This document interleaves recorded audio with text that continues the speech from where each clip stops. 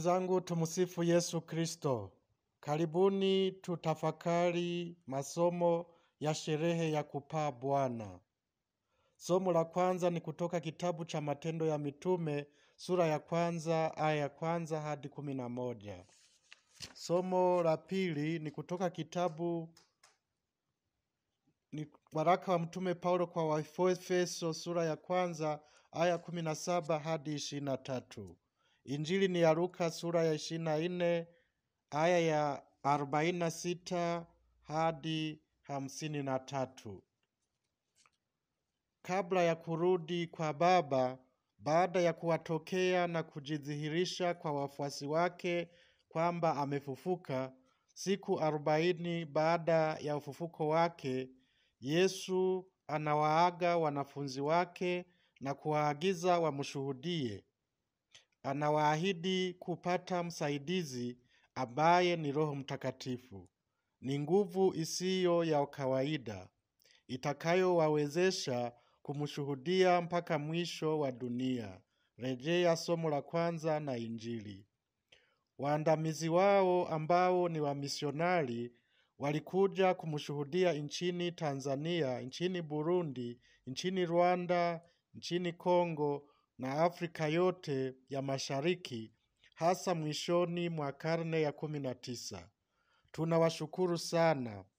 Tukumbuke kwamba na sisi tumebatizwa na kutumwa kutangaza Injili na hasa kuishi Injili. Ili tufanye utume huo, Yesu anatuambia kwamba ni lazima tuwezeshwe na Roho Mtakatifu. Inabidi pia tuombe msaada wake tukiwa pamoja na Bikira Maria kama walivyofanya mitume. Kwetu tukiwa tunasubiria Pentekoste, ujio wa Roho Mtakatifu ajaye kutuamsha na kutuimarisha, tujitahidi kusali novena ya Pentekoste, yaani siku 9 mfululizo za kuomba kwa dhati uwezo au nguvu kutoka juu, yaani msaada wa Roho Mtakatifu, ili tupone ubaridi, uvuguvugu na hofu ya kumshuhudia Kristo na kuishi vizuri imani yetu ya Kikristo. Tukumbuke kwamba Yesu aliwahi kutuambia maneno yafuatayo: kila atakayenikiri mbele ya watu, Mwana wa Adamu naye atamkiri yeye mbele ya malaika wa Mungu. Na mwenye kunikana mbele ya watu, huyo atakanwa mbele ya malaika wa Mungu. Injili ya Luka sura ya 12 aya ya 8 hadi 9. Tuzidi kumuomba Roho Mtakatifu atujalie bidii katika kanisa la Mungu, atuponye ubaridi na uvuguvugu kadiri vinavyokemewa na Bwana katika kitabu cha Ufunuo kama ifuatavyo: na yajua mambo yako. Najua kwamba wewe si baridi wala si moto. Afadhali ungekuwa kimojawapo, baridi au moto. Basi kwa kuwa hali yako ni vuguvugu, si baridi wala si moto, nitakutapika. Mimi ndimi mwenye kumuonya na kumurudi yeyote ninayempenda. Kwa hiyo uwe na bidii na kutubu.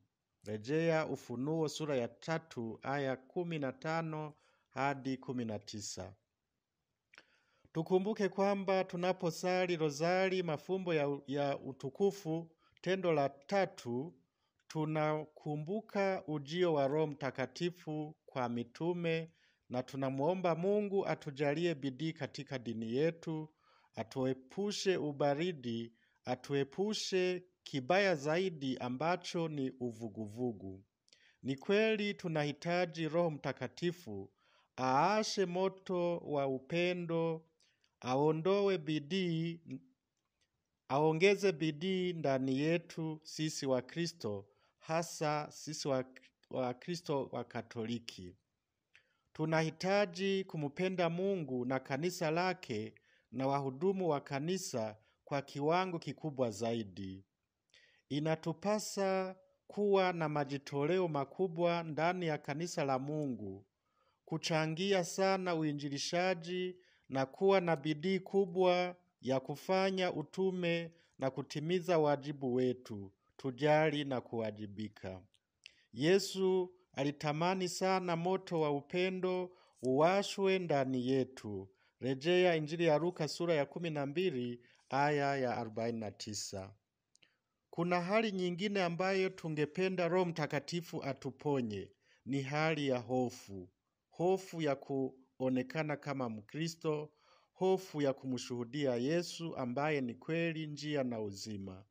Hofu hiyo wafuasi wake walikuwa nayo kabla ya Pentekoste, ikawalazimisha kujifungia ndani kwa kuogopa Wayahudi. Lakini baada ya kupata ile nguvu na ule uwezo wa Roho Mtakatifu, hofu inatoweka. Wanashuhudia imani yao bila kuogopa mateso wala kifo. Tunawapongeza sana. Tumshukuru Mungu, maana uzia au mateso ya nyakati zetu yamepungua sana ukilinganisha na yale waliokabiliana nayo Wakristo wa karne za kwanza. Lakini cha kushangaza ni hali ya hofu tulio nayo inayotuzuia kushuhudia imani yetu. Sijui tunaogopa nini na cha hatari kuzidi mateso ya karne ya kwanza. Wengine wanaogopa hata kufanya ishara ya msalaba hadharani.